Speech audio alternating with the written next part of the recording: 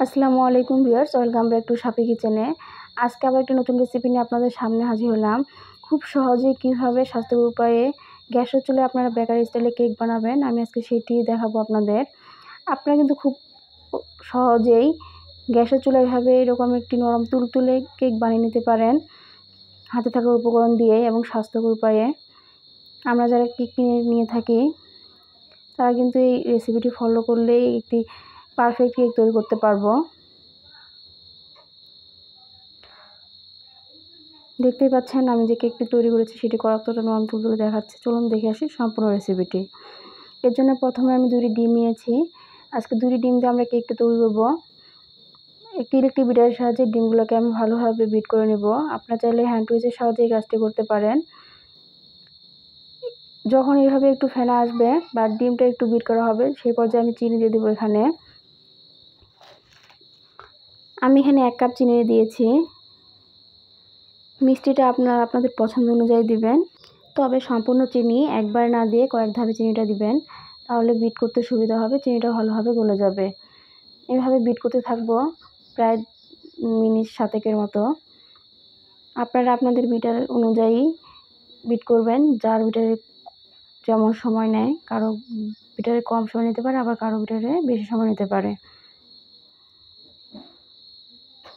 Bit করার মাঝে সাইডে চিনিগুলোকে আমি একত্রিত করে নেব এবং উপর নিচে একটু নেড়ে নেব, যাতে নিচে পড়ে থাকা চিনিগুলো একটু উপরে দিকে আসে, তাহলে চিনিটা খুব ভালোভাবে তাড়াতাড়ি গলে যাবে। এভাবে বিট করতে হবে যতক্ষণ আপনার চিনিটা সম্পূর্ণ না গলে যায়। বিট করতে করতে কিন্তু আপনার ডিমের যে ফোম সেটার কালারটাও চেঞ্জ হয়ে যাবে, এটা একটু সাদা কালার হয়ে আসবে। এই পর্যায়ে আমি দিয়ে দিব এখানে 1/2 কাপ পরিমাণ দুধ। এখানে আমি লিকুইড দুধ ব্যবহার করেছি, আপনারা চাইলে কিন্তু বাটার দুধও আবার ব্যবহার করতে পারেন। 1 কাপ পরিমাণ তেল দিয়ে দিলাম।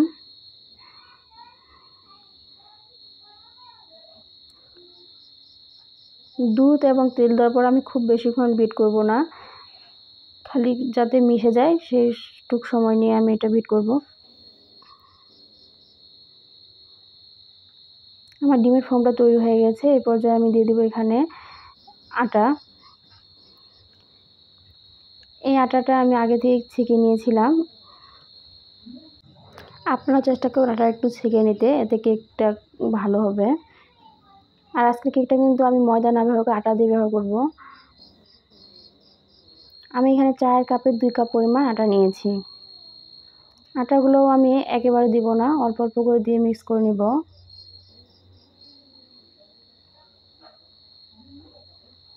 যদিও পাউন্ড কেক যে কোনোভাবে ব্যাটারটা নাড়লেই হয়, তবু আমরা যারা নতুন কেক তৈরি করতে যাচ্ছি তাদের কাছে কিন্তু নানা ধরনের সমস্যা হতে পারে। এই কারণে কেকের ব্যাটারটা একটু সাবধানতার সাথে এইভাবে নেড়ে নেড়েই মিক্স করে নেব। এর পর্যায়ে আমি দিয়ে দিব 1 চা চামচ পরিমাণ বেকিং পাউডার, 1 চা চামচ পরিমাণ ভিনেগার বা সিরকা, সামান্য পরিমাণে বেকিং সোডা এবং 1/2 চা চামচ পরিমাণ ভ্যানিলা এসেন্স ফ্লেভারের জন্য। এরপর সম্পূর্ণ উপাদানগুলো ভালোভাবে মিক্স করে নেব। এই উপাদানগুলো, শুকনো উপাদানগুলো আপনারা কিন্তু আটার সাথে মিক্স করে দিতে পারেন। আমার আর 1 কাপ আটা দেওয়া বাকি ছিল, সেটা আমি দিয়ে দিলাম। এরপর সম্পূর্ণ আটাটা ভালোভাবে মিক্স করে নেব। যতক্ষণ না মসৃণ একটা ব্যাটার তৈরি হচ্ছে, ঠিক ততক্ষণ পর্যন্ত এভাবে নেড়ে নেড়ে ব্যাটারটাকে তৈরি করে নেব। দেখতে পাচ্ছেন ব্যাটার কনসিস্টেন্সিটা বা ঘনত্বটা কেমন হয়েছে। ঠিক এইভাবে নেড়ে নেড়ে একটা মসৃণ ব্যাটার তৈরি করে নিতে হবে। আমি একটা কেক মোলে সাধারণ যে লেখালেখির কাগজ আছে সেটি তেল দিয়ে বিছিয়ে নিয়েছি। এরপর কেকের ব্যাটারটাকে উপর থেকে ঢেলে দিব। চেষ্টা করবেন এভাবে উপরের থেকে ঢেলে দেওয়ার জন্য, এতে কেকের ভিতরে যে ফাঁপা একটা ইয়ে থাকে সেটা হবে না।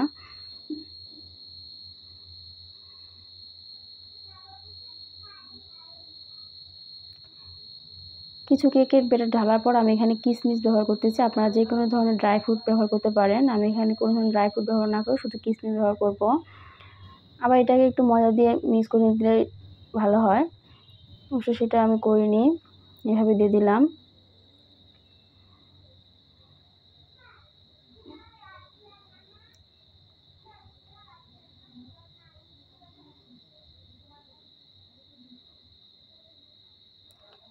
কেকটা ঢালা শেষ হয়ে গেছে, আমি উপরে আর কিছু কিশমিশ দিয়ে দিব এখানে।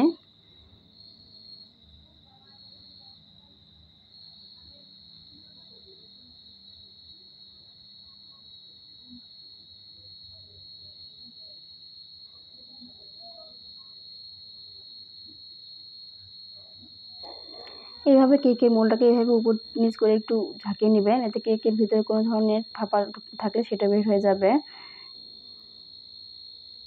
দেখতে পাচ্ছেন কিন্তু এক ধরনের বল বল বুড়বুড়ি উঠবে। এটা এইভাবে কিছুক্ষণ বা 1 মিনিটের মতো আমি রেখে দিব।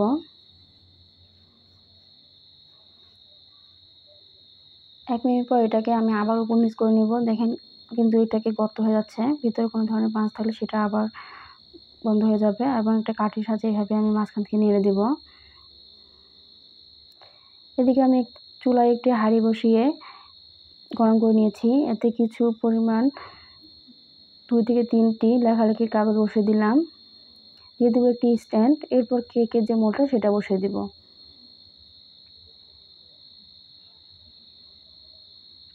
এরপর ঢাকনা দিয়ে ঢেকে দিলাম। উপরে একটু ভারী কোনো কিছু দিব যাতে ঢাকনাটা খুব ভালোভাবে বসে যায়।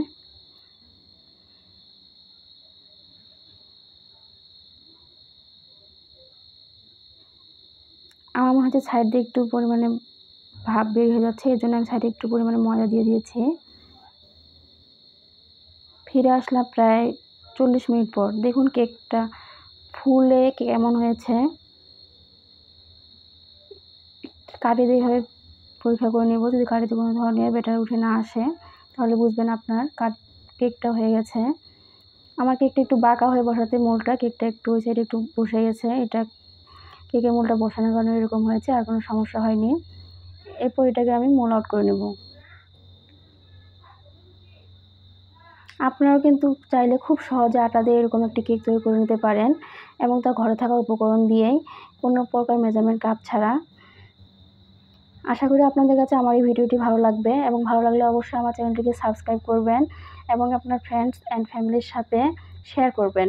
আর অবশ্যই সাবস্ক্রাইব করার পর পাশে থাকা বেল আইকনটি প্রেস করে দিবেন, যাতে আমি কোনো ভিডিও দিলে আপনাদের কাছে সরাসরি নোটিফিকেশন চলে আসে। আল্লাহ হাফেজ।